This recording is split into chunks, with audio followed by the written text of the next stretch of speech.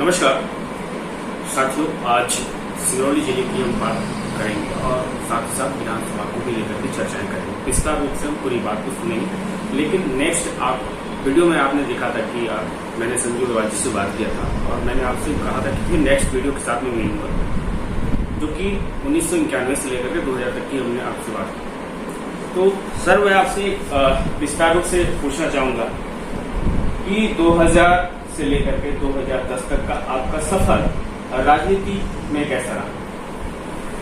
राजनीतिक सफर में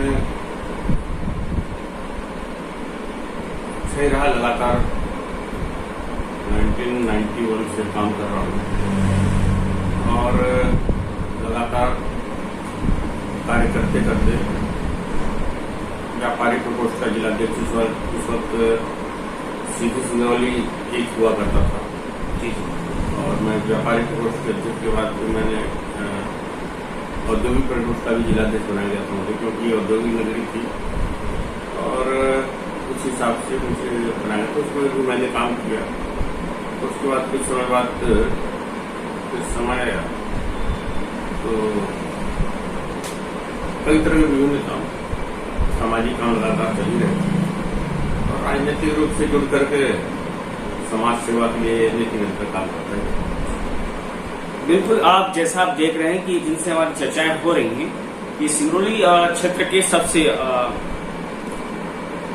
अलग एक समाज सेवी भी हैं और साथ ही साथ एक छवि भी है, जिनसे हमारी बात हो रही है, वो है संजू अग्रवाल जी। संजू अग्रवाल जी, मैं आपसे पूछना चाहूंगा कि 2000 से लेकर 10 तक का आपका सफर बहुत ही कठिनाइयों से गुजरा और आपने हर कठिनाइयों का सामना भी किया। विस्तार रूप से मैं कहना चाहूंगा कि लगातार आप लोगों के बीच में गए और आपने आपने अपना हर कर्तव्य निभाया समाज में रहकर। तो क्या कुछ कहना चाहेंगे आप? देखिए, मेरा मानना यही है कि संगठन जो काम आपको दे, उस काम को बड़ी निष्ठा ईमानदारी के साथ आपको करना है। काम कर सको तो ठीक है, नहीं कर सको तो साफ साफ बता दो, भाई साहब मैं ये काम नहीं कर पाऊँ।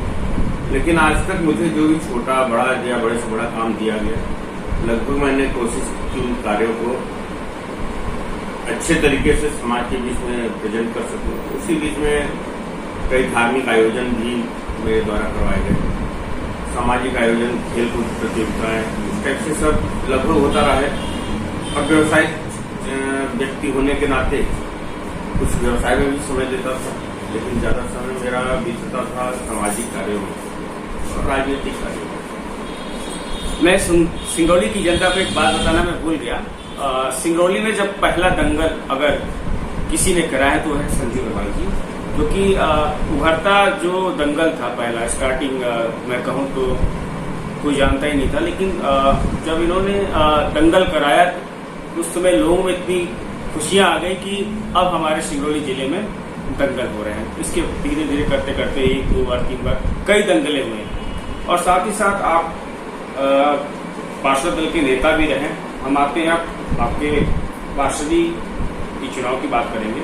2014 से लेकर 2019 तक का जो आपका सफर रहा और साथ ही साथ लॉकडाउन में भी आपने कई लोगों की मदद किया और 2014 से लेकर के 2021 तक का सफर कैसा रहा? 2014 जाने से पहले मैं 2008 की ओर लेके चलूंगा मैं आपको।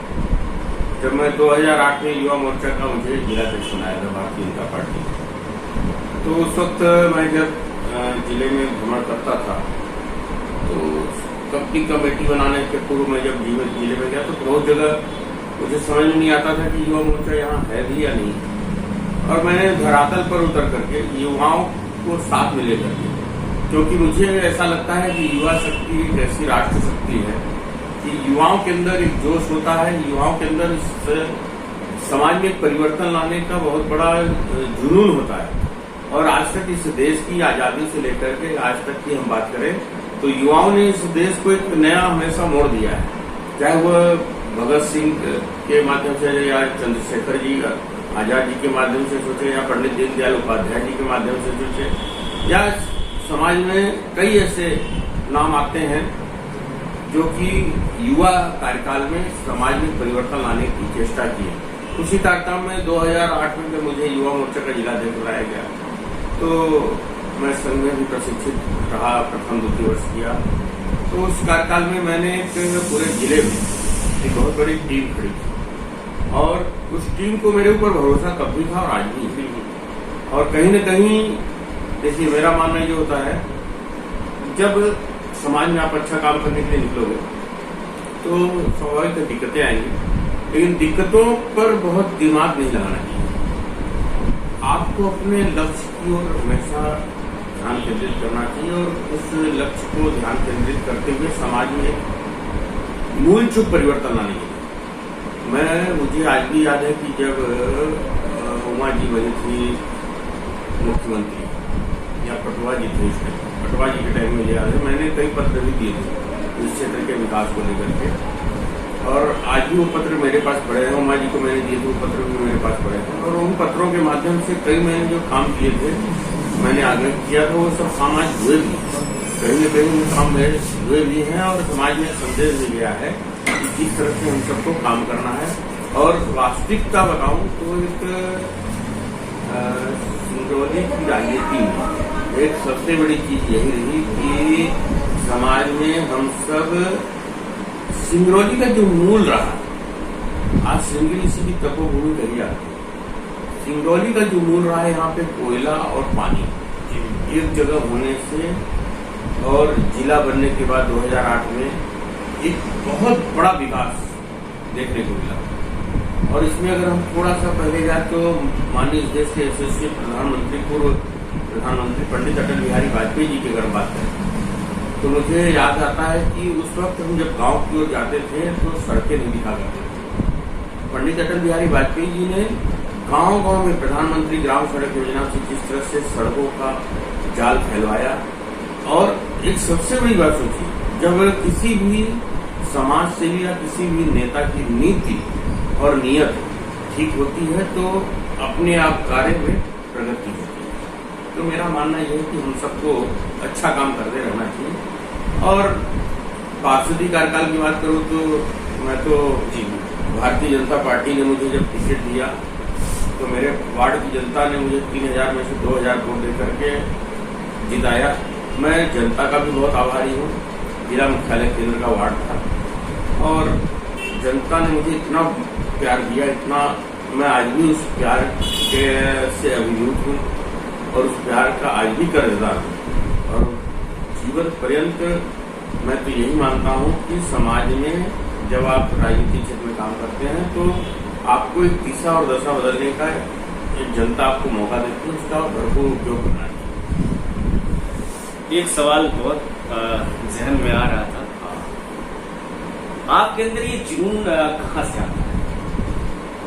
यह जुनून मेरा मुझे आता है जनता से और आध्यात्म से।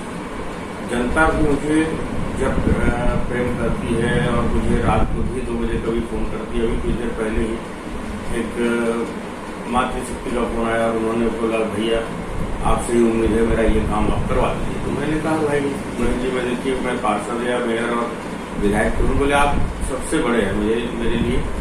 फिर मुझे जितना मेरी हैसियत थी मैंने उस सबसे उनका काम करवाने के लिए 2-4 फोन किए, उनका काम हो गया। बस मैं तो अधिकारियों का भी धन्यवाद देता हूँ, जनता का धन्यवाद देता हूँ, नेताओं का धन्यवाद देता हूँ। और मुझे आपने जुनून की जो बात की तो मुझे ये जुनून जब मेरा विरोध होता है तो और ज्यादा जुनून बढ़ता है। बिल्कुल, आपने बहुत सही बात कहा कि जब विरोध होता है तब उससे पहचान हमारी बनती है कि हमारे अपने कितने हैं और हमारे बुरा चाहने वाले कौन।